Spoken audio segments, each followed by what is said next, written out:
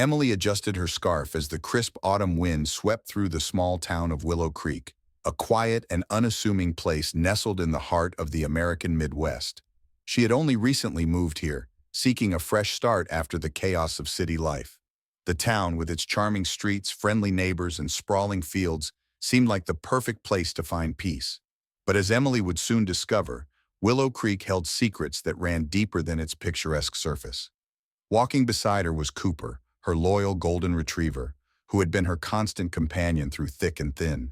His tail wagged enthusiastically as he sniffed the air, his nose twitching at the unfamiliar scents of the countryside. Emily smiled, grateful for his presence. Moving to a new town was always daunting, but with Cooper by her side, she felt a little less alone.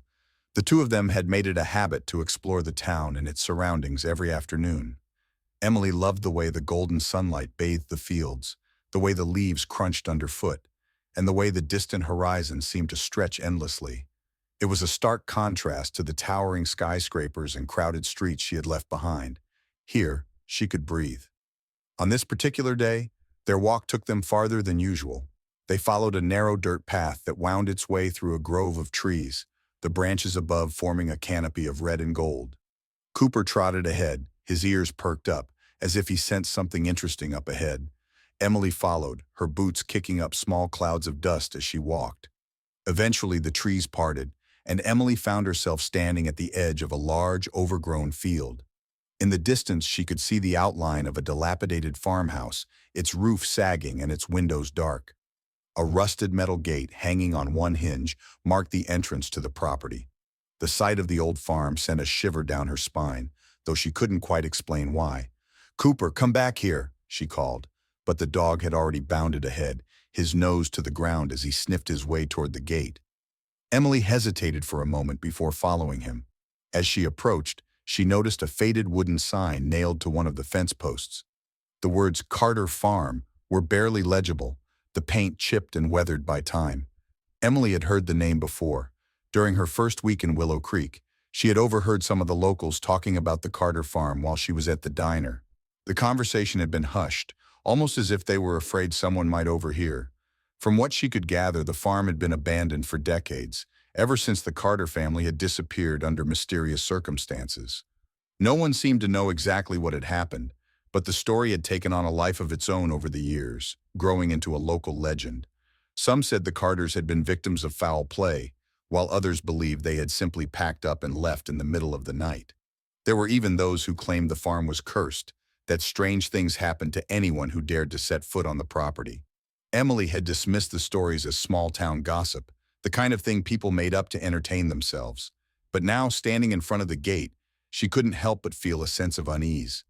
Cooper barked, snapping her out of her thoughts. He was standing just inside the gate, his tail wagging as he looked back at her expectantly. Emily sighed and stepped through the gate, the metal creaking loudly as it swung open. The air seemed colder here, and the silence was almost oppressive. Even the birds, which had been chirping merrily just moments ago, seemed to have fallen silent. The farmhouse loomed ahead, its weathered exterior covered in ivy and moss. The windows were broken, and the front porch sagged under the weight of years of neglect. To the left of the house was a barn, its red paint faded to a dull pink. The entire property had an air of abandonment, as if time itself had forgotten it. Emily felt a pang of sadness as she looked around. She couldn't imagine what it must have been like for the Carter family to leave their home behind, whatever the circumstances might have been. She wondered if anyone had ever tried to find out what had happened to them, or if the town had simply chosen to let the mystery fade into obscurity. As she walked closer to the house, she noticed something strange. The grass around the farmhouse was overgrown and wild, but there was a narrow path leading from the gate to the front door, as if someone had been walking there recently. Emily frowned. She hadn't seen anyone else on the property, and the idea that someone might still be visiting the farm sent a chill down her spine. Cooper, however, seemed unfazed. He sniffed at the ground, his nose twitching as he followed the path toward the house. Emily hesitated, her instincts telling her to turn back, but curiosity got the better of her, and she followed her dog, her footsteps crunching softly on the gravel. When they reached the front porch, Cooper stopped and let out a low growl. Emily froze, her heart pounding. She had never heard him growl like that before. It wasn't an aggressive sound, but rather a warning, as if he sensed something she couldn't see. She placed a hand on his head, trying to calm him down. "It's okay, boy," she whispered, though she wasn't sure if she believed it herself. The door to the farmhouse was slightly ajar, and Emily could see darkness beyond. She had no intention of going inside, but the sight of the open door only added to her unease. She glanced around, half expecting to see someone watching her from the shadows, but the property was as still and silent as ever. Deciding she had seen enough, Emily turned to leave, but as she did, she noticed something glinting in the sunlight near the base of the porch steps. She bent down to pick it up and found that it was a small, rusted key. It looked old, the kind of key that might belong to a lockbox or a chest. She turned it over in her hand, wondering what it might open. Cooper barked again, this time more insistently, and Emily took that as her cue to leave. She slipped the key into her pocket and hurried back toward the gate, her dog trotting close behind. As they left the property, she couldn't shake the feeling that they were being watched. That night, as Emily sat in her small kitchen, she couldn't stop thinking about the Carter farm. The stories she had heard, the strange path leading to the house, the rusted key. Everything about it felt like a puzzle waiting to be solved. She didn't believe in curses or ghosts, but there was something about the farm that called to her, something that made her want to uncover the truth. Cooper lay at her feet, his head resting on his paws. He seemed calm now, but Emily couldn't forget the way he had growled at the farmhouse. It was as if he had sensed something she couldn't. She reached down to scratch behind his ears, grateful for his presence. "We'll figure it out, won't we, boy?" she said softly. Cooper wagged his tail in response, and Emily smiled. Whatever secrets the Carter farm held, she knew she wouldn't be able to ignore them for long. The late afternoon sun hung low in the sky, casting long shadows across the quiet countryside. Emily strolled along the dirt path that wound its way through the outskirts of Willow Creek, her golden retriever, Cooper, trotting happily beside her. The air was crisp, carrying the faint scent of dry leaves and freshly tilled soil.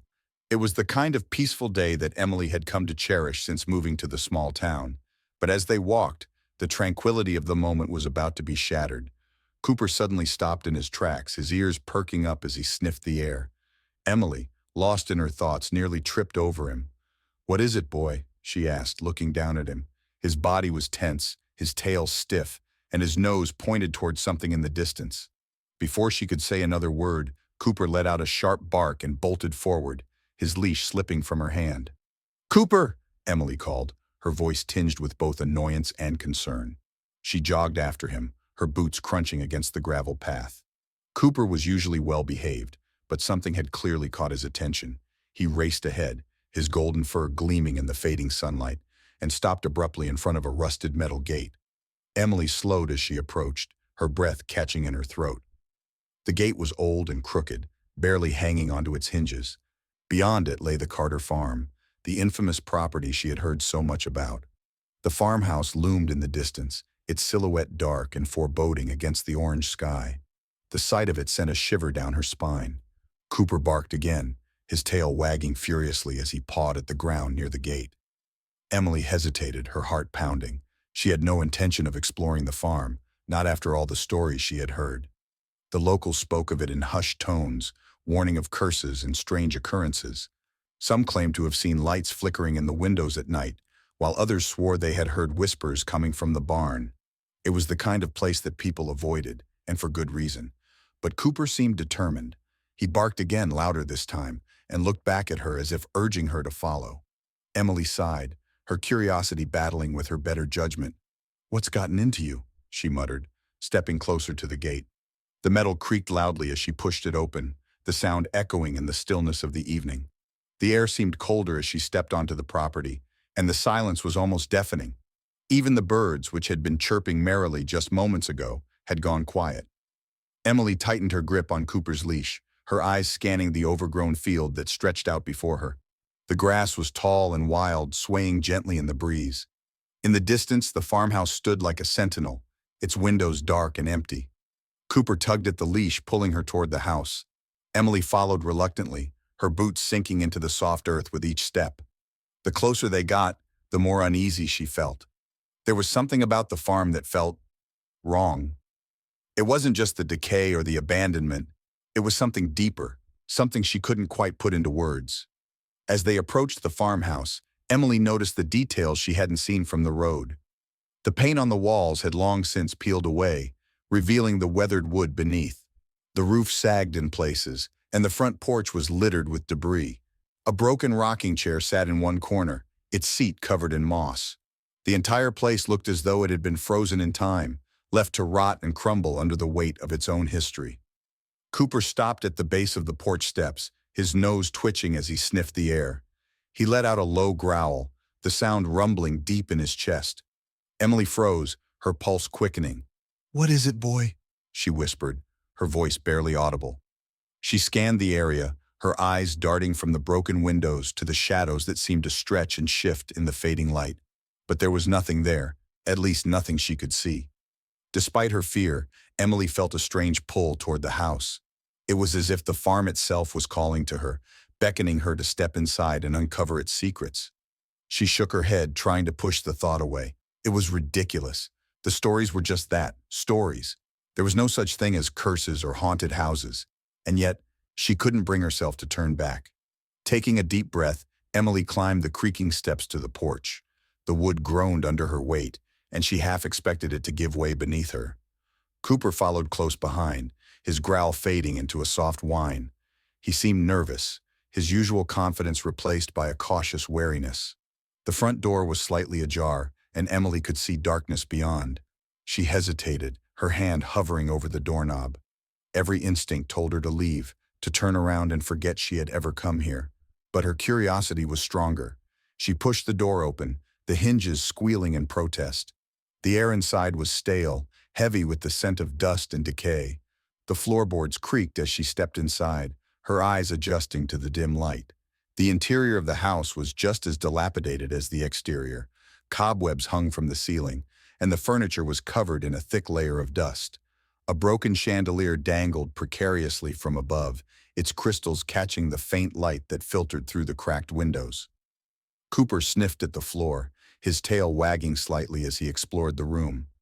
Emily stayed close to him, her footsteps cautious. She couldn't shake the feeling that they weren't alone, that someone, or something, was watching them. The shadows seemed to move in the corners of her vision, and the silence was almost oppressive. She wandered into what appeared to be the living room, her eyes drawn to a fireplace on the far wall. Above it hung a faded portrait of a family, a man, a woman, and 2 children. The faces were blurred with age, but Emily could make out their expressions.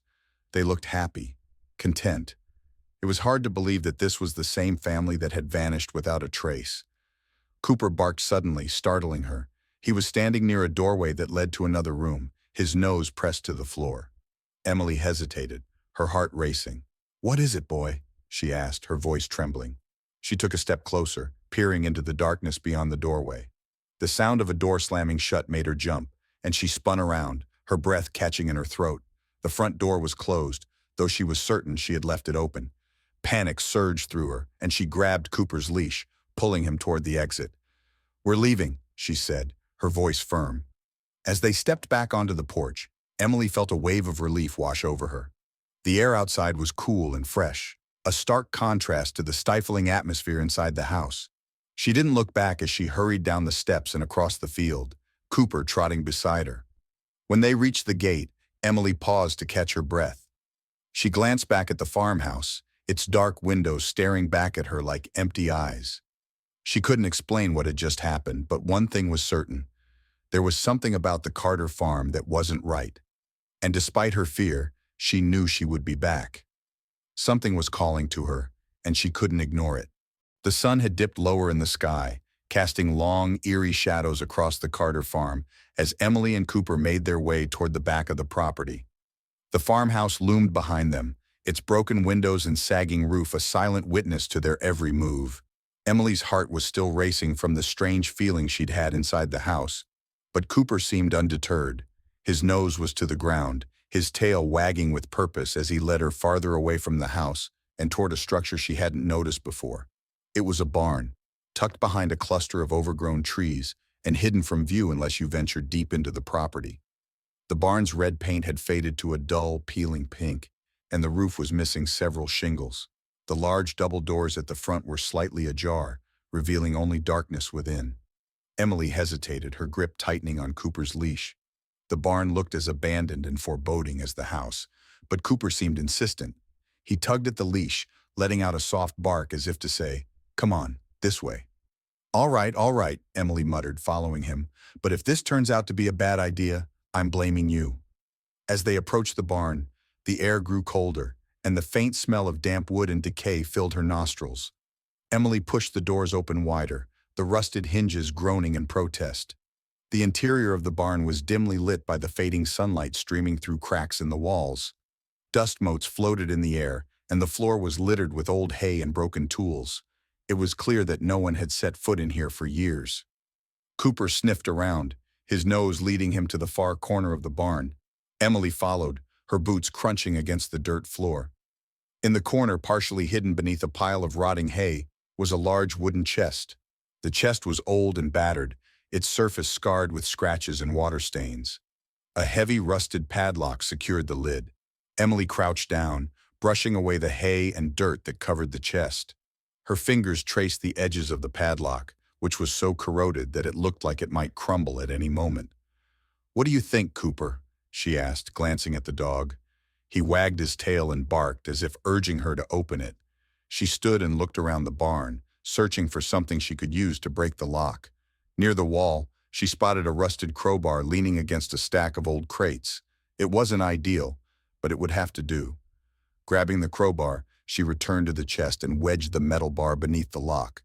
With a grunt, she pushed down, the rusted metal groaning in protest before finally snapping open. The padlock fell to the ground with a dull thud, and Emily hesitated for a moment before lifting the lid of the chest. The hinges creaked loudly, and a cloud of dust rose into the air, making her cough. Inside, she found a collection of old papers, bound together with twine, and a leather-bound notebook that looked as though it had been carefully placed on top of the pile. Emily picked up the notebook, her fingers brushing against the worn leather cover. It felt heavy in her hands, as if it carried the weight of something important. She opened it, her eyes scanning the first page. The handwriting was neat but hurried, the ink faded with age. At the top of the page, written in bold letters, was the name Thomas Carter. "This must have belonged to the owner of the farm," Emily murmured, flipping through the pages. The notebook appeared to be a journal, filled with entries detailing the day-to-day life of the Carter family. But as she read further, the tone of the entries began to change. The once mundane notes about crop yields and weather gave way to something darker. One entry, dated several months before the family's disappearance, caught her attention. "I've uncovered something I wish I hadn't. Richard is not the man he pretends to be. He's been selling off public land to private companies, pocketing the money while the town suffers. If the people knew the truth, they'd run him out of office. But he's powerful, and he has friends in high places. I fear for my family's safety if I speak out. I don't know what to do." Emily's breath caught in her throat. Richard. Could this be referring to Richard Hayes, the current mayor of Willow Creek? She had met him briefly during her first week in town. He had seemed charming and friendly, the kind of man who knew everyone's name and always had a smile on his face. But if what Thomas Carter had written was true, then the mayor had been involved in some serious corruption. She continued reading, her heart pounding as the entries grew more frantic. "I've gathered the evidence. It's all here in this barn. If anything happens to me or my family, I hope someone finds this and exposes the truth. Richard must be stopped." Emily glanced back at the chest, her hands trembling. She reached inside and pulled out the stack of papers. They were old and yellowed, but the writing was still legible. There were maps, financial records, and letters, documents that seemed to confirm everything Thomas had written in his journal. Emily's mind raced as she pieced it all together. The Carters had discovered the mayor's corruption and had tried to gather evidence against him. But before they could act, something had happened to them. Something that had forced them to abandon their home, or worse. Cooper let out a low growl, snapping Emily out of her thoughts. She looked up, her heart skipping a beat. The barn was still and silent, but the shadows seemed to press in closer, as if the walls themselves were watching her. She stuffed the papers and the journal into her backpack, her instincts telling her it was time to leave. "Come on, Cooper," she said, her voice shaking. "Let's get out of here." The dog stayed close to her side as they made their way out of the barn and back into the open air. The sun had nearly set, and the farm was bathed in the dim, golden light of dusk. Emily glanced back at the barn, her mind racing with questions. What had happened to the Carter family? Had they been silenced to protect the mayor's secrets? And if so, was she in danger now that she had their evidence? As she and Cooper made their way back toward the gate, Emily felt a renewed sense of purpose. She didn't know what she was going to do with the information she had found, but one thing was certain: she couldn't ignore it. The Carters had risked everything to expose the truth, and now it was up to her to finish what they had started. The wind picked up, rustling the tall grass around her. For a moment she thought she heard something, a faint whisper carried on the breeze. She stopped and turned, her eyes scanning the darkening farm. But there was nothing there, just the empty house, the silent barn, and the weight of the secrets they held. "Let's go, boy," she said, her voice barely above a whisper. Cooper barked softly in response, and together they walked back toward the safety of the road, leaving the Carter farm behind, for now. The evening air was heavy with the scent of damp earth and decaying leaves as Emily sat at her small kitchen table, the leather-bound journal of Thomas Carter open before her. The dim light of a single lamp illuminated the pages, casting long shadows across the room. Cooper lay at her feet, his head resting on his paws, his golden fur glowing faintly in the warm light. Outside, the wind howled softly, rattling the windows, but Emily barely noticed. Her mind was consumed by the words on the pages in front of her. The journal was a window into the life of the Carter family, a family that had once been the heart of Willow Creek. Thomas Carter had been a farmer, a husband, and a father, but as Emily read deeper into his entries, she realized he had also been something else, a man who had stumbled upon a dangerous truth. The early entries in the journal were mundane, filled with notes about the weather, crop yields, and the daily struggles of running a farm. But as Emily turned the pages, the tone began to shift. The entries became darker, more frantic, as Thomas detailed his discovery of corruption in the town. "Richard Hayes is not the man he pretends to be," one entry read. "He's been selling off public land to private companies, pocketing the money while the town suffers. He's using his position as mayor to enrich himself, and no one seems to notice or care. I can't stand by and let this happen." Emily's fingers tightened around the edges of the journal as she read. Richard Hayes. The name sent a chill down her spine. She had met the mayor briefly during her first week in Willow Creek. He had seemed charming, the kind of man who always had a firm handshake and a warm smile. But according to Thomas Carter, that smile hid a web of lies and greed. The entries grew more urgent as Thomas described his attempts to gather evidence. He had found financial records, letters, and maps that proved Hayes was selling public land to private corporations, leaving the town's residents in the dark. But as Thomas dug deeper, he began to sense that he was being watched. "I've started noticing strange cars parked near the farm," one entry read. "Men in suits who don't belong here. They don't approach, but I know they're watching. I've told Mary to keep the children inside. I don't want them to be afraid, but I can't shake the feeling that something bad is coming." Emily's heart ached as she imagined the fear and paranoia that must have consumed the Carter family. They had been ordinary people trying to do the right thing, but their pursuit of justice had put them in danger. The final entries in the journal were the most chilling. "They came to the farm today," Thomas had written. "Two men in suits. They didn't say who they were, but I know they work for Hayes. They told me to stop what I'm doing, to destroy the evidence I've collected. They said if I didn't, my family would pay the price. I don't know what to do. I can't let them get away with this, but I can't put my family at risk. I've hidden the evidence in the barn. If anything happens to us, I hope someone finds it and exposes the truth." Emily closed the journal, her hands trembling. The weight of what she had just read was almost too much to bear. The Carter family had been forced to abandon their home, their lives, because they had dared to stand up to corruption. And now, decades later, their story was still buried, their voices silenced. But not anymore. Emily glanced at the stack of papers she had found in the barn. The evidence Thomas had gathered was still intact. Financial records, maps, letters, all of it pointing to Richard Hayes and his illegal dealings. Emily knew she couldn't keep this to herself. The truth had to come out, and the people of Willow Creek deserved to know what had happened to the Carter family. She reached for her phone and dialed the number for the local sheriff's office. The line rang twice before a gruff voice answered. "Sheriff's office, this is Sheriff Daniels." "Sheriff, this is Emily Carter," she said, her voice steady despite the nervous flutter in her chest. "I found something important. It's about the Carter farm." There was a pause on the other end of the line. "The Carter farm? Daniels repeated, his tone cautious. What about it? I found a journal and some documents, Emily explained. They prove that Mayor Hayes has been involved in illegal land deals. The Carters tried to expose him, but they were threatened and forced to leave town. I think this is why they disappeared. Another pause. When Daniels spoke again, his voice was colder. Miss Carter, I don't know what you think you've found, but I'd advise you to be careful. The Carter farm is old news, and Mayor Hayes is a respected man in this town. I don't think you want to go stirring up trouble. Emily's stomach sank. Sheriff, this isn't just some rumor. I have proof. I can bring it to your office. I'm going to stop you right there, Daniels interrupted. I don't want to see it. And if you're smart, you'll forget you ever found it. Some things are better left alone. The line went dead. Emily stared at her phone in disbelief. She had expected resistance, but not outright dismissal. It was clear that Daniels had no intention of helping her. Whether he was afraid of Hayes or complicit in the corruption, she didn't know. But one thing was certain. She was on her own. She set the phone down and looked at the stack of papers again. The evidence was damning, but it wouldn't mean anything if no one was willing to act on it. She thought about the Carter family, about the fear they must have felt as they tried to do the right thing. They had risked everything to expose the truth, and now it was up to her to finish what they had started. Cooper let out a soft whine, sensing her distress. Emily reached down to scratch behind his ears, drawing comfort from his steady presence.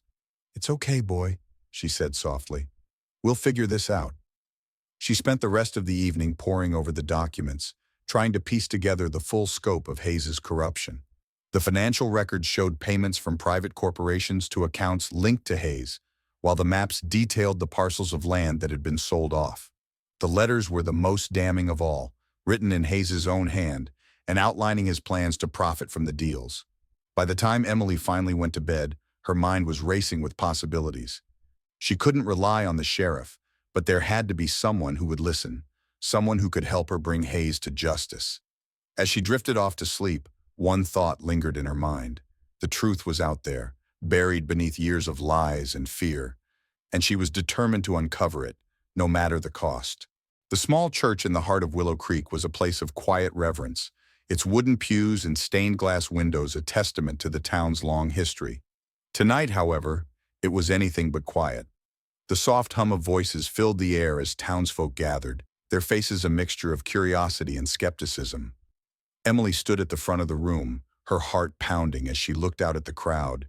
She had spent the past few days preparing for this moment, but now that it was here, she couldn't help but feel a wave of doubt. What if they didn't believe her? What if they dismissed her, just as Sheriff Daniels had? The thought made her stomach churn, but she pushed it aside.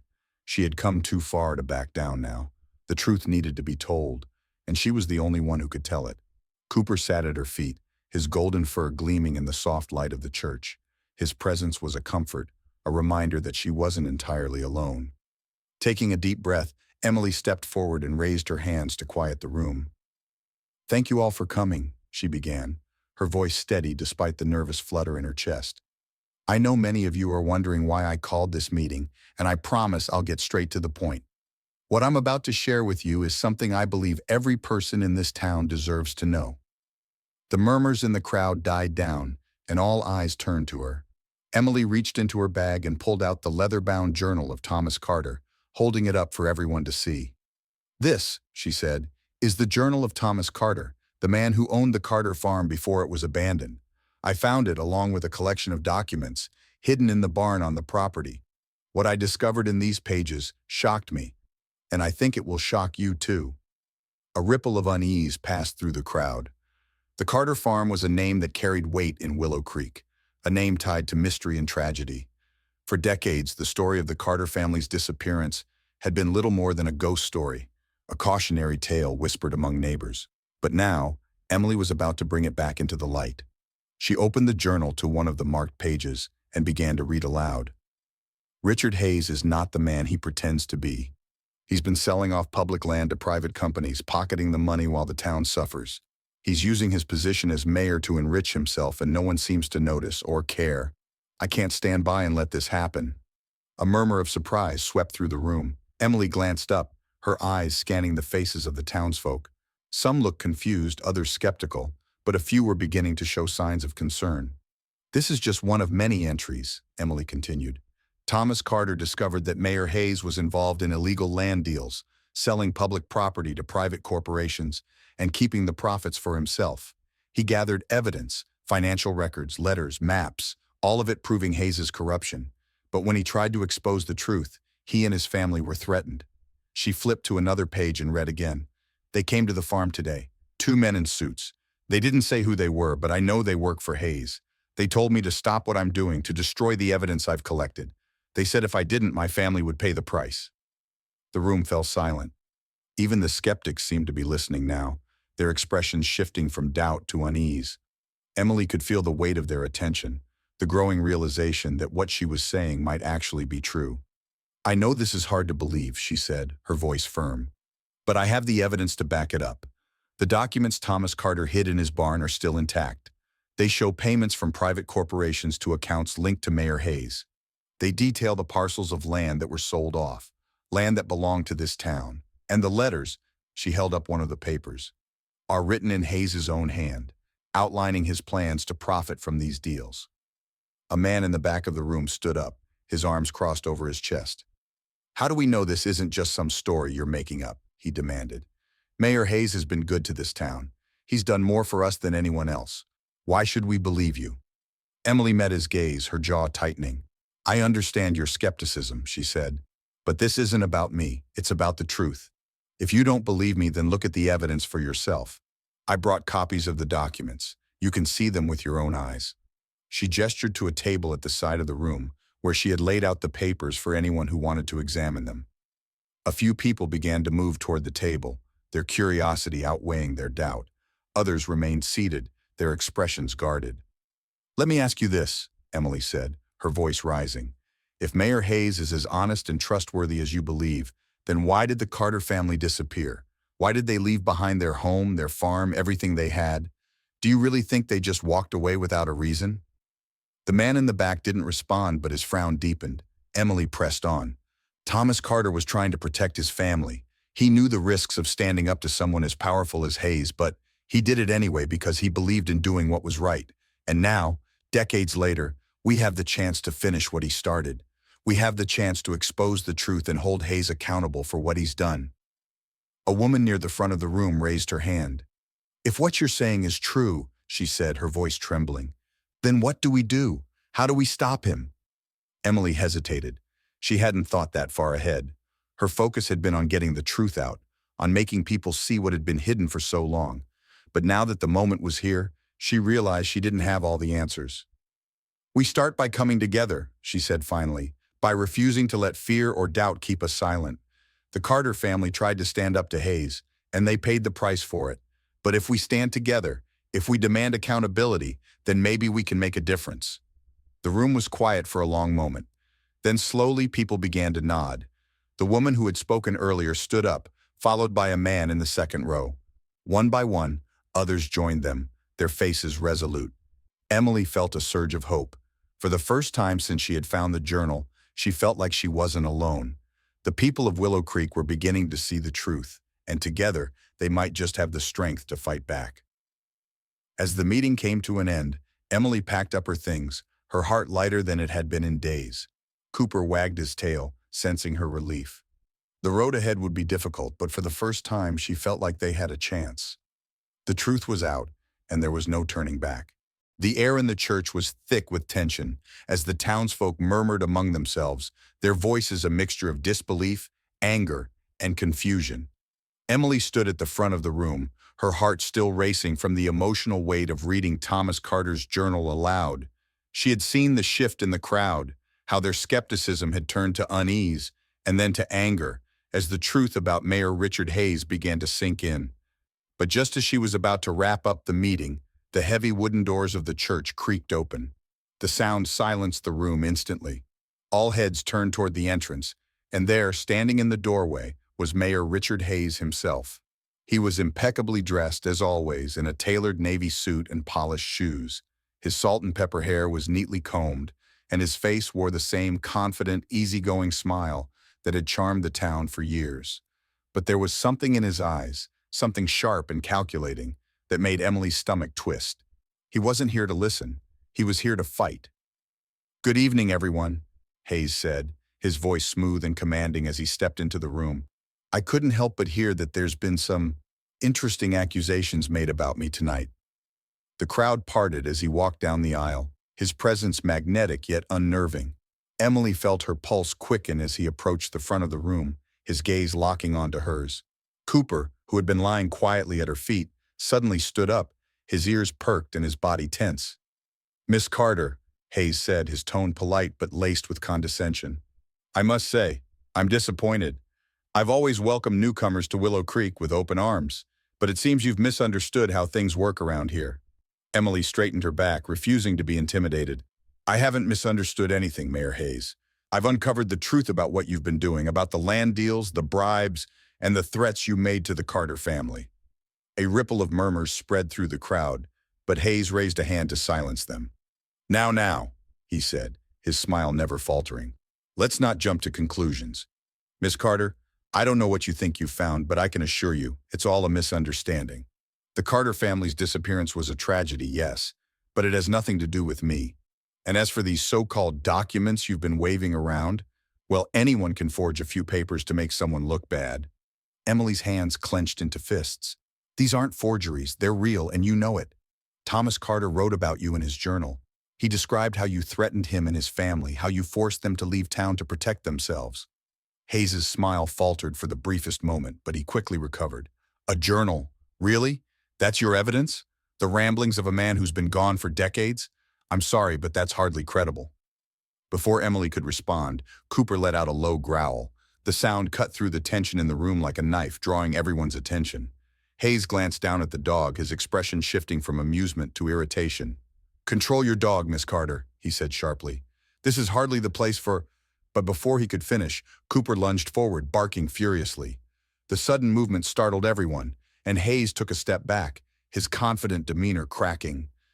Cooper's focus, however, wasn't on Hayes himself. It was on the black leather briefcase he was holding. "Cooper, no!" Emily called, but the dog was relentless. He barked and pawed at the briefcase, his claws scratching against the leather. Hayes tried to pull it away, but Cooper was persistent, his growls growing louder. "What is wrong with this dog?" Hayes snapped, his voice rising in frustration. "Get him off me!"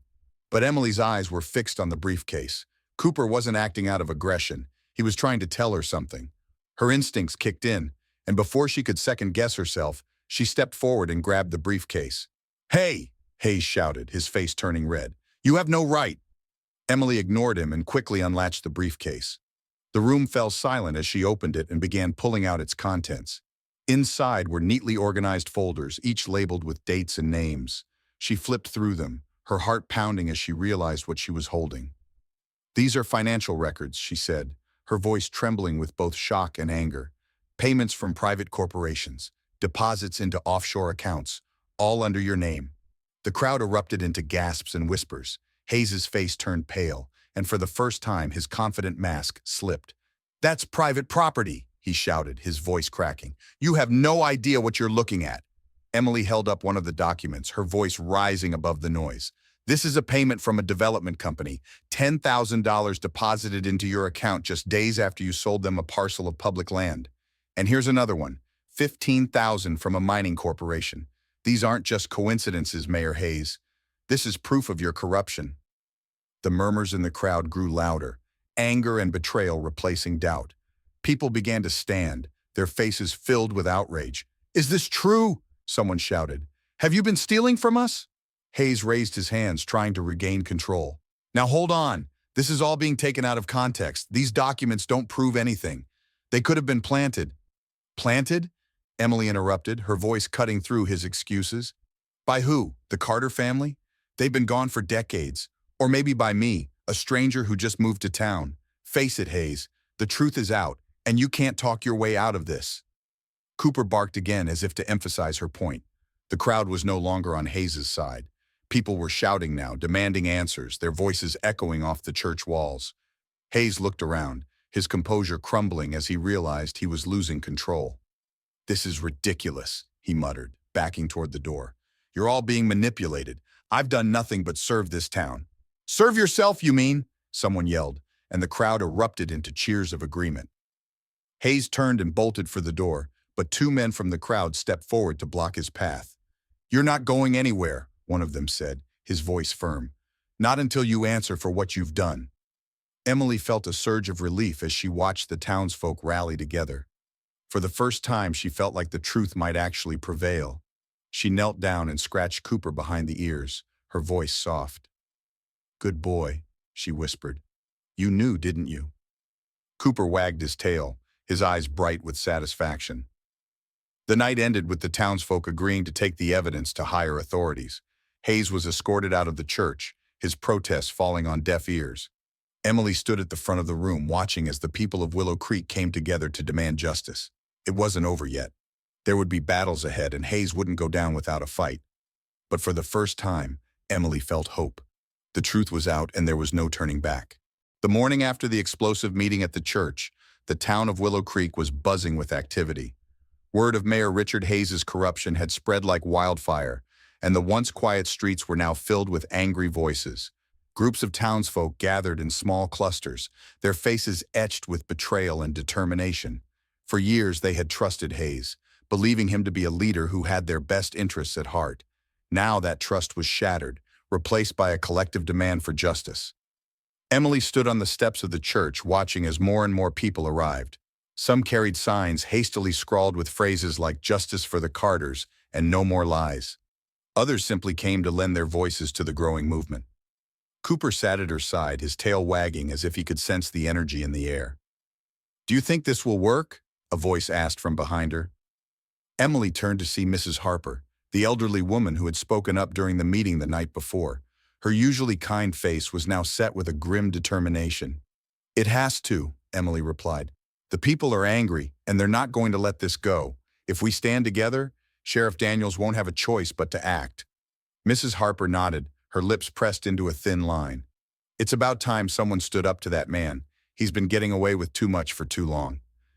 As the crowd grew larger, Emily felt a surge of hope. The people of Willow Creek were no longer willing to stay silent. They had been lied to, manipulated, and betrayed, but now they were ready to fight back. And this time, they had the evidence to back them up. By midday, the crowd had moved to the front of the sheriff's office. The small brick building, usually quiet and unassuming, was now surrounded by dozens of angry townsfolk. They chanted slogans, their voices echoing through the streets, demanding that Sheriff Daniels take action. Inside, Sheriff Daniels sat at his desk, his face pale and his hands trembling. He had been fielding phone calls all morning, each one more heated than the last. The townsfolk were furious, and they were looking to him to do something about it. But Daniels was torn. He had known Richard Hayes for years, and the mayor had always been a powerful ally.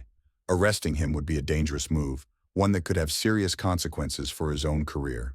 A loud knock at the door startled him, and he looked up to see Emily standing in the doorway, her expression resolute.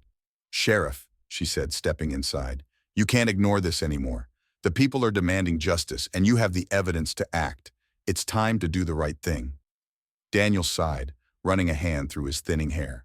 "Miss Carter, you don't understand the position I'm in. Richard Hayes isn't just some small-town mayor. He has connections, powerful connections. If I go after him, it could backfire." Emily stepped closer, her voice firm. "And if you don't, you'll lose the trust of this town forever. These people believed in you, Sheriff. They trusted you to protect them, to uphold the law. If you let Hayes walk away from this, you'll be just as guilty as he is." Daniels looked away, his jaw tightening. He knew she was right. The evidence Emily had presented was damning, and the people outside weren't going to back down. If he didn't act, the situation could spiral out of control. Finally, he stood, his shoulders slumping in defeat. "All right," he said quietly. "I'll do it. But I hope you know what you're asking for. This won't be easy." The crowd erupted into cheers as Sheriff Daniels stepped outside, flanked by two deputies. He raised his hands to quiet them, his voice carrying over the noise. "All right, everyone, listen up," he said. "I've reviewed the evidence, and I've decided to move forward with an arrest. Mayor Richard Hayes will be taken into custody and investigated for corruption and other charges." The cheers grew louder, and Emily felt a wave of relief wash over her. For the first time, it felt like justice was within reach. It didn't take long for the deputies to locate Hayes. He was at his office in the town hall, pacing nervously as he tried to make phone calls. When the deputies arrived, he tried to protest, his voice rising in desperation. "This is ridiculous," he shouted as they placed him in handcuffs. "You have no idea what you're doing. I've done nothing wrong." But his protests fell on deaf ears. The deputies led him out of the building and into the waiting police car, where a crowd of townsfolk had gathered to watch. Some shouted insults, while others simply stood in silence, their faces a mixture of anger and satisfaction. Emily watched from the edge of the crowd, her heart pounding as Hayes was driven away. It was a small victory, but it was a victory nonetheless. The man who had betrayed the trust of an entire town was finally being held accountable for his actions. Over the next few days, the investigation into Hayes's corruption deepened.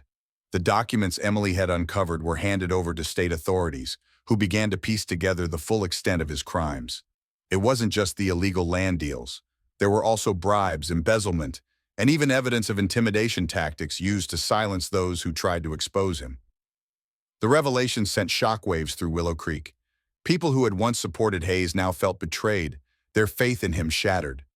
But amidst the anger and disappointment, there was also a sense of hope. The town had come together to demand justice, and they had succeeded. For the first time in years, it felt like change was possible. Emily became something of a local hero, though she didn't see herself that way. She had simply done what she thought was right, following the trail of evidence left behind by the Carter family. But the townsfolk saw her as a symbol of courage and determination, someone who had stood up to corruption and won. One evening, as the sun set over the town, Emily stood on the porch of her small house, looking out at the quiet streets. Cooper sat beside her, his head resting on her lap. She thought about everything that had happened, the journal, the meeting at the church, the arrest of Richard Hayes, and felt a deep sense of gratitude. It hadn't been easy, but it had been worth it. The truth was out, and the dark secrets that had haunted Willow Creek for so long were finally being brought to light. The town still had a long way to go, but Emily knew they were on the right path. Together, they could rebuild, stronger and more united than ever before. As the first stars appeared in the sky, Emily reached down to scratch Cooper behind the ears. "We did it, boy," she said softly. "We finally did it." Cooper wagged his tail, his eyes shining with loyalty and pride, and for the first time in what felt like forever, Emily allowed herself to smile. The Carter farm stood at the edge of Willow Creek, its weathered barn and crumbling farmhouse a silent witness to decades of secrets and sorrow. The morning sun cast long shadows across the overgrown fields as Emily approached, her footsteps crunching on the gravel path. Cooper trotted beside her, his tail wagging as he sniffed the air. The farm had become a place of significance for Emily, a place where the truth had first begun to unravel. But she couldn't shake the feeling that there was still more to uncover. The events of the past week had left her both exhausted and determined. Mayor Richard Hayes was in custody, and the town was finally beginning to heal from the betrayal of its once trusted leader. But Emily couldn't stop thinking about the Carter family. Their story had been the catalyst for everything, yet so many questions remained unanswered. Why had they disappeared so suddenly? What had become of them after they left Willow Creek? And most importantly, what had they hoped to achieve by leaving behind their journal and evidence? Emily had returned to the farm in search of answers. She felt a deep sense of responsibility to the Carter family, as if she owed it to them to uncover the full truth. The journal and documents she had found in the barn had been enough to expose Hayes's corruption, but she couldn't shake the feeling that there was something more, something they had wanted her to find. The farmhouse was just as she had left it, quiet, abandoned, and filled with the ghosts of the past. The front door creaked on its hinges as she pushed it open, the sound echoing through the empty rooms. Dust motes danced in the sunlight streaming through the broken windows, and the air was thick with the scent of decay and time. Emily made her way to the small study where she had first found Thomas Carter's journal. The desk was still cluttered with old papers and faded photographs, remnants of a life that had been abruptly abandoned. She began to sift through the mess, her fingers brushing against brittle pages and rusted paper clips. Cooper sat nearby, his ears perked as if he too was searching for something. After nearly an hour of searching, Emily's patience was beginning to wear thin. She had found nothing new, just old receipts, letters, and notes that offered no new insights. Frustrated, she leaned back in the creaky chair and let out a sigh. Maybe she had been wrong. Maybe there was nothing left to find. But then, Cooper let out a soft bark. Emily turned to see him pawing at the floor near the corner of the room. His nose was pressed against a loose floorboard, and he looked up at her with an expectant expression. "What is it, boy?" she asked, kneeling beside him. She ran her fingers along the edge of the floorboard, feeling for a gap. Sure enough, the board was loose. Her heart quickened as she pried it up, revealing a small, hidden compartment beneath. Inside was a single envelope, yellowed with age and tied with a faded red ribbon. Emily carefully lifted it out, her hands trembling. The name Carter was scrawled across the front in elegant handwriting. She untied the ribbon and unfolded the letter inside, her eyes scanning the words. "To whoever finds this, if you are reading this letter, it means we are gone. We have left Willow Creek, not because we wanted to, but because we had no choice. Mayor Hayes has made it clear that he will stop at nothing to silence us. We have tried to expose the truth, but the cost has become too great. Our children are no longer safe here, and as parents, we must put their lives above all else. We leave behind this farm, not as a place of sorrow, but as a testament to the fight for justice. The evidence we have gathered is hidden here, in the hope that one day, someone brave enough will find it and finish what we started. We believe in the goodness of this town, in the strength of its people, and we believe that the truth will prevail, even if we are not here to see it. Please do not let our sacrifices be in vain. Use what we have left behind to bring justice to Willow Creek. And remember, the fight for what is right is never easy, but it is always worth it. With hope, Thomas and Margaret Carter." Emily's hands shook as she finished reading the letter. Tears welled in her eyes as she imagined the pain and fear the Carters must have felt as they wrote those words. They had given up everything, their home, their lives, their safety, to protect their children and to fight for the truth. And now, decades later, their sacrifices had finally borne fruit. She folded the letter carefully and placed it back in the envelope. Her mind was racing with ideas, but one thought stood out above all the others. The Carter farm couldn't remain abandoned. It was more than just an old house and a barn. It was a symbol of courage, of resilience, and of the fight for justice. It deserved to be remembered. Over the next few weeks, Emily began to transform the Carter farm.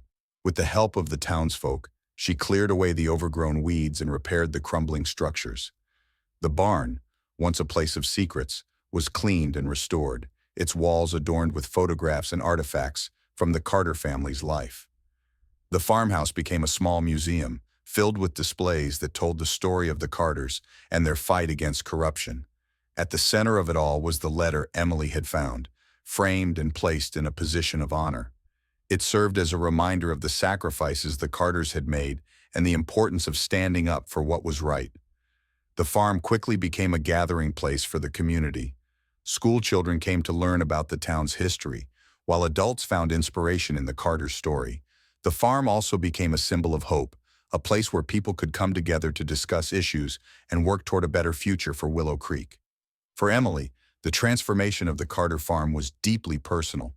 It was her way of honoring the family that had started it all, of ensuring that their legacy would never be forgotten. She spent countless hours at the farm, tending to the gardens, organizing events, and sharing the Carter's story with anyone who would listen. One evening, as the sun set over the farm, Emily stood on the porch of the farmhouse, looking out at the fields. The air was filled with the sound of laughter and conversation as a group of townsfolk gathered for a community dinner. Cooper lay at her feet, his tail thumping against the wooden boards. "You did it," a voice said from behind her. Emily turned to see Mrs. Harper, her face lit with a warm smile. "We all did," Emily replied. "This farm belongs to everyone now. It's a part of our history." Mrs. Harper nodded, her eyes glistening with emotion. "The Carters would be proud. You've given them the justice they deserved." Emily looked out at the farm, her heart swelling with a mixture of pride and gratitude. The fight for justice had been long and difficult, but it had been worth it. The truth had been uncovered, and the town was stronger for it. As the first stars appeared in the sky, Emily felt a sense of peace she hadn't known in years. The Carter farm was no longer a place of sorrow. It was a place of hope, of remembrance, and of justice. And it would stand as a testament to the power of truth for generations to come. The morning sun bathed Willow Creek in a golden glow, casting long shadows over the town square. The air was filled with a sense of renewal, a quiet determination that had taken root in the hearts of the townsfolk. The events of the past weeks had shaken the community to its core, but they had also brought something unexpected: unity. For the first time in years, the people of Willow Creek were coming together, bound by a shared purpose. They had seen the damage that corruption and secrecy could cause, and they were determined to rebuild, not just their trust in one another, but the very fabric of their town. At the center of this transformation was the Carter farm. Once a symbol of mystery and tragedy, it had become a beacon of hope. Emily stood on the porch of the farmhouse, watching as a group of volunteers worked in the fields. Some were clearing away the last of the overgrown weeds, while others were painting the barn a fresh coat of red. Children ran through the grass, their laughter echoing across the property. Cooper lay at Emily's feet, his tail wagging lazily as he watched the activity. The decision to turn the Carter farm into a community center had been unanimous. At a town meeting held just days after Mayor Hayes's arrest, the idea had been proposed by Mrs. Harper, who had become one of Emily's closest allies. "This farm has always been a part of our town's history," Mrs. Harper had said, her voice steady and clear. "But it's more than that now. It's a reminder of what happens when we let fear and greed take over. We need to honor the Carter family's legacy by making this a place where we can come together, learn from our mistakes, and build a better future." The room had erupted into applause, and the decision was made. The Carter farm would become a community center, a place where people could gather, share ideas, and work toward a more transparent and just society. The transformation of the farm was a monumental task, but the townsfolk tackled it with enthusiasm.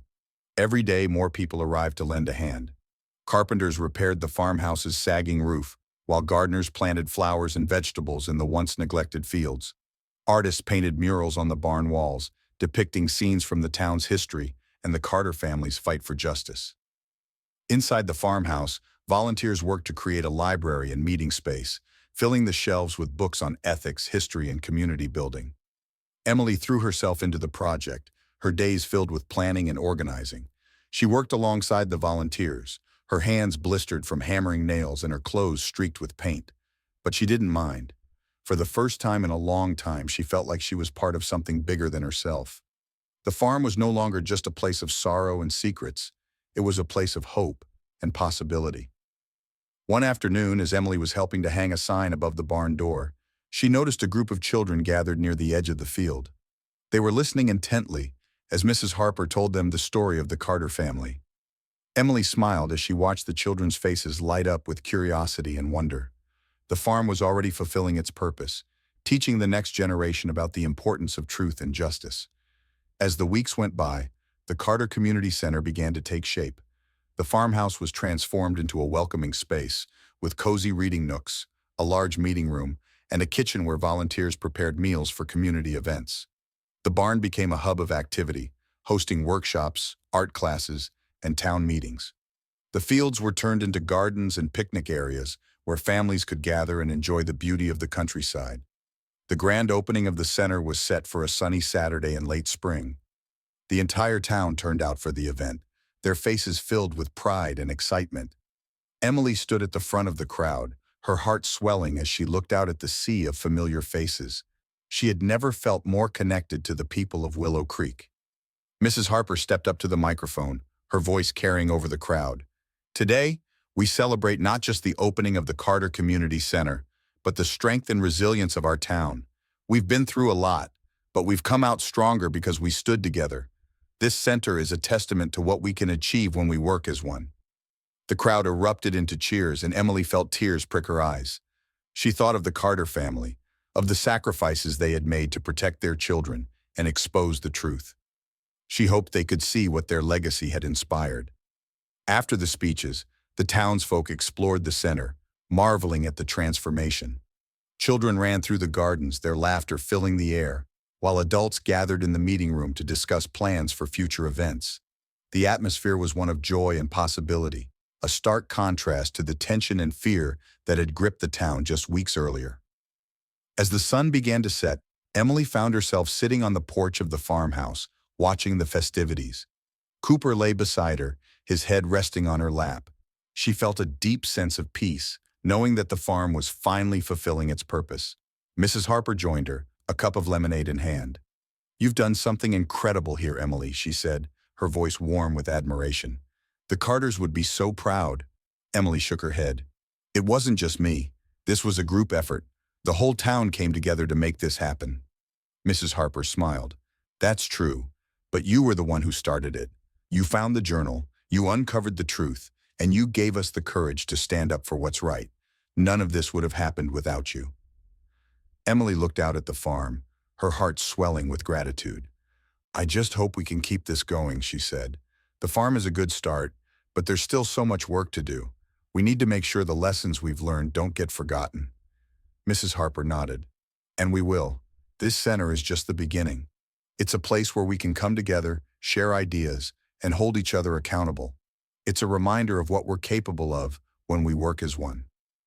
As the stars began to twinkle in the night sky, the townsfolk gathered around a bonfire in the center of the field. They shared stories, sang songs, and laughed together, their voices carrying on the warm breeze. Emily sat among them, feeling a sense of belonging she hadn't known in years. The Carter Community Center had become more than just a building. It was a symbol of unity, a place where the people of Willow Creek could come together to learn, grow, and support one another. It was a testament to the power of truth and the strength of a community united by a common purpose. As the fire crackled and the night deepened, Emily looked around at the faces of her friends and neighbors. She thought of the Carters, of their courage and sacrifice, and felt a deep sense of gratitude. Their story had brought the town together, and their legacy would live on in the hearts of everyone who called Willow Creek home. For the first time in a long time, the future felt bright. The people of Willow Creek had found their way back to one another, and together, they were ready to build a better tomorrow. The morning sun rose over Willow Creek, casting a warm golden light across the town square. The air was filled with a sense of celebration, a rare moment of joy and unity for the small Midwestern town. Banners hung from lampposts reading, "Truth and Justice Prevail," and "Thank you, Emily and Cooper." The townsfolk bustled about, preparing for the day's festivities. It was a day to honor the people who had brought the truth to light and helped the town heal from its darkest chapter.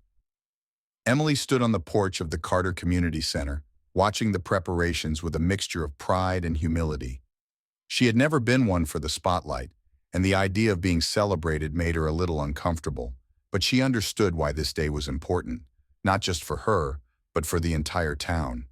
It wasn't just about her actions, it was about what they represented. The truth had been uncovered, justice had been served, and the people of Willow Creek had come together to rebuild their community. At her feet, Cooper sat with his tail wagging, his golden fur gleaming in the sunlight. He seemed to sense the excitement in the air, his ears perking up every time someone walked by.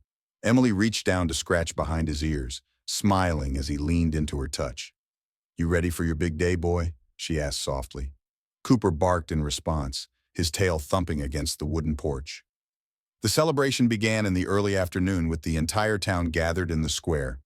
A stage had been set up in front of the courthouse, decorated with flowers and ribbons. The mayor's chair, once occupied by Richard Hayes, now sat empty, a stark reminder of the town's recent struggles. But today wasn't about the past. It was about the future and the people who had made it possible. Mrs. Harper, who had become one of the town's most respected voices, stepped up to the microphone. Her warm smile and steady voice immediately quieted the crowd. "Today, we come together to celebrate not just the truth, but the courage it took to uncover it," she began. "For years, we lived in the shadow of lies and corruption. But thanks to the bravery of one woman and her loyal companion, we found our way back to the light." The crowd erupted into applause, and Emily felt her cheeks flush. She stood near the edge of the stage, trying to blend into the background, but it was no use. All eyes were on her. "Emily Carter," Mrs. Harper continued, gesturing for her to come forward. "You've shown us what it means to stand up for what's right, even when it's difficult. Your determination and courage have inspired us all." Reluctantly, Emily stepped onto the stage, her heart pounding as the applause grew louder.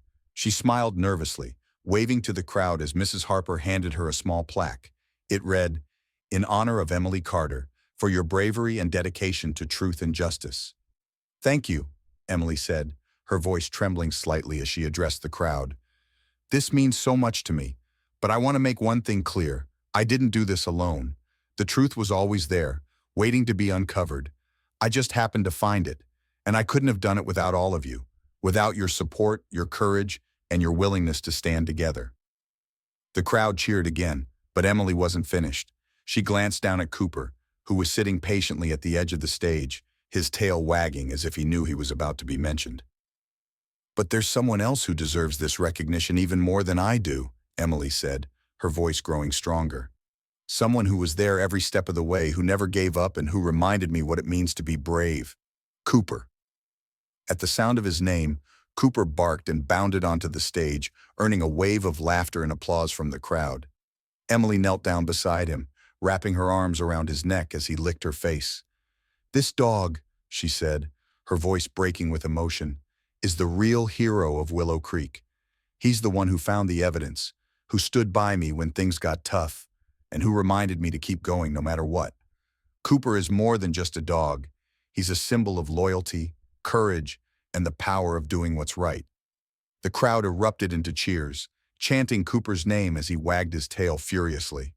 Someone in the audience held up a sign that read, "Cooper, our hero," and another person tossed a bouquet of flowers onto the stage. Cooper sniffed the flowers curiously, earning another round of laughter. The rest of the day was filled with festivities. The townsfolk shared food, played games, and told stories about the events that had brought them together. Children ran around with balloons, many of them stopping to pet Cooper, who had become the star of the day. Emily watched from a distance, her heart swelling with pride as she saw how much joy Cooper brought to everyone he met. As the sun began to set, the crowd gathered once more in the square for the final event of the day, the unveiling of a statue. The townsfolk had commissioned a local artist to create a sculpture in honor of the Carter family and the fight for justice. The statue, covered by a large white sheet, stood in the center of the square, waiting to be revealed. Mrs. Harper took the microphone once again, her voice filled with emotion. "This statue is more than just a tribute to the Carter family," she said. "It's a reminder of what we've been through and of the values we hold dear: truth, justice, and community. It's a symbol of our commitment to never let corruption take root in our town again." With that, she pulled the sheet away, revealing a stunning bronze sculpture. It depicted a man and a woman standing side by side, their faces filled with determination. At their feet sat a dog, its head held high and its tail curled around its body. The plaque at the base of the statue read, "In honor of the Carter family and Cooper, for their courage and dedication to justice." The crowd erupted into applause, and Emily felt tears welling in her eyes. She knelt down beside Cooper, wrapping her arms around him as he wagged his tail. "You did it, boy," she whispered. "You're a hero." As the stars began to twinkle in the night sky, the townsfolk lingered in the square, sharing stories and laughter. The statue stood at the center of it all, a beacon of hope and a reminder of what they had overcome. Emily sat on a bench near the edge of the square, watching as Cooper played with a group of children. She felt a deep sense of peace, knowing that the town was finally on the right path. Willow Creek had been through so much, but it had come out stronger on the other side. The truth had been uncovered, justice had been served, and the community had come together in a way that no one could have imagined. And at the heart of it all was a loyal dog named Cooper, who had reminded them all of the power of courage and honesty. As the night wore on, Emily looked out at the town she had come to love. It wasn't perfect, but it was hers. And with Cooper by her side, she knew they could face whatever challenges lay ahead. Together, they had helped Willow Creek start a new chapter, one where truth and justice would always come first.